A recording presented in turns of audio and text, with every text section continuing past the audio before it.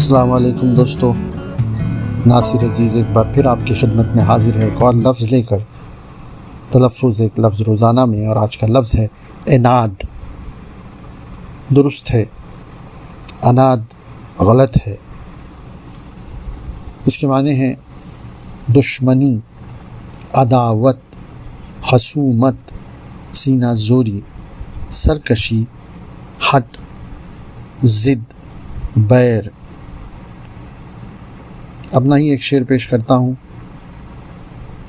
اس کا بغض و عناد اف توبہ، میرے غم پر ہے شاد اف توبہ۔ دوسرا شعر میر تقی میر فرماتے ہیں، دوستی ایک سے بھی تجھ کو نہیں، اور ہمیں بھی عناد ہے سب سے۔